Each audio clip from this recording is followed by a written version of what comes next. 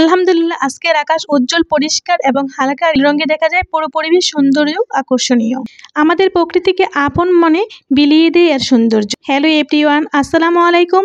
সবাই কেমন আছেন? আশা করছি মহান সৃষ্টিকর্তার রহমতে সবাই ভালো আছেন। আমিও আলহামদুলিল্লাহ ভালো আছি। আকাশ দেখে মনে হলো বৃষ্টি আজ হবে না, তাই তো ভাবলাম ছাদের গাছগুলোতে একটু পানি দিয়ে নেই। সকাল সকাল দিনের শুরুতেই প্রথমে আমি ছাদের গাছগুলো থেকেই পানি দেওয়ার চেষ্টা করি। তো আজও তার ব্যতিক্রম করি নাই। ছাদের গাছগুলোতে পানি দেওয়ার জন্য ছাদে চলে যাচ্ছি। মাকে ভালোবাসার জন্য কোনো দিবসের প্রয়োজন নেই, তাই আমি বলবো নির্দিষ্ট দিন নয়, প্রতিটা দিন হোক মায়ের জন্য।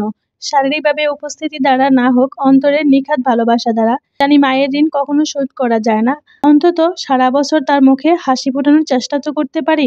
যেহেতু এই দিনটিকে তুলে রাখা হয় আন্তর্জাতিকভাবে, পৃথিবীর সকল মায়েদের প্রতি আমার অনেক অনেক শুভেচ্ছা ও ভালোবাসা রইল। Happy mother's day. আর সকল এসএসসি পরীক্ষার্থীদের অভিনন্দন। তোমাদের জীবনের একটি গুরুত্বপূর্ণ ধাপ তোমরা অতিক্রম করেছো। তোমাদের কৃতকার্য সকল শিক্ষার্থীদের আন্তরিক অভিনন্দন ও শুভেচ্ছা রইল। আর যারা মনের মতো ফলাফল পাওনি অথবা কৃতকার্য হতে পারোনি, তোমাদের জন্য রইল অনেক অনেক শুভকামনা। আর ছাদের গাছগুলোতে আমি অফ ক্যামেরায় পানি দিয়েছিলাম। এসে আমি সকালবেলা নাস্তা তৈরি করে নিয়েছিলাম। তারপর আমি অফ ক্যামেরায় অনেকগুলো কাজ সেরে নিয়ে একবারে চলে আসবো দুপুরের রান্না শেয়ার করতে। দুপুরে সাদামাটা যা রান্না করেছিলাম তাই আপনাদের সাথে শেয়ার করলাম। আমরা মাছে ভাতে বাঙালি হলেও ভাতের সাথে ভর্তা খেতে খুব পছন্দ করি। তা যদি ঘরোয়া স্বাদের হয় তাহলে তো কথাই নেই। আর ভর্তা হলে তো ভাত একটু বেশিই লাগে।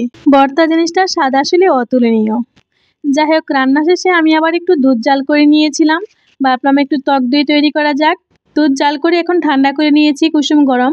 রান্না থেকে শুরু করে রূপচর্চায় টক দইয়ের ব্যবহার কতভাবেই না করা যায়, তাই নিজ হাতে টক দই তৈরি করার চেষ্টা করি। বাজারের অস্বাস্থ্যকর টক দইয়ের উপকারিতা কতটুকুই বা জানি বলেন। তাই দই খাওয়ার অভ্যাস থাকলে ভালো থাকবে হার্ট, কারণ এটি কোলেস্টেরল এবং রক্তচাপ নিয়ন্ত্রণ করে, ফলে হার্ট অ্যাটাকের ঝুঁকিও কমায়। এর সক্রিয় ব্যাকটেরিয়া রোগ সৃষ্টিকারী জীবাণুর বিরুদ্ধে লড়াই করে এবং দই ভিটামিন এবং প্রোটিন সমৃদ্ধ, যা রোগ প্রতিরোধ ক্ষমতা বাড়ায়। দইয়ে রয়েছে প্রচুর পরিমাণে ক্যালসিয়াম, যা হাড় ও দাঁত মজবুত করে। দই একটি প্রোবায়োটিক দুগ্ধ পণ্য, যা এটি অন্ত্রের স্বাস্থ্যের জন্য ভালো। প্রতিদিন কিছুটা টক দই খেলে দূরে থাকতে পারবেন অনেক রোগ থেকে। আলহামদুলিল্লাহ, দই পারফেক্টভাবে বসেছিল। তারপর আর কেটে খেয়ে আর দেখালাম না, কারণ এই মুহূর্তে আমি রেখে দিব ফ্রিজে। ঠান্ডা হয়ে সেট হওয়া যাওয়ার পর আমরা পরিবেশন করব। তারপর এই তো চলে আসলাম আবার সন্ধ্যায় আমরা নাস্তা খেতে খেতে আপনাদের স্মরণ করিয়ে দিতে চাই, এতক্ষণ ধৈর্য ধরে যারা আমার লাইফস্টাইলের এই ভিডিও দেখছেন, চাইলে আপনারা একটা লাইক দিয়ে দিতে পারেন। আরো বেশি ভালো লাগলে ফ্রেন্ড এবং ফ্যামিলিতে শেয়ার করতে পারেন। নেক্সট ভিডিওতে আমন্ত্রণ জানিয়ে এখানে রাখলাম।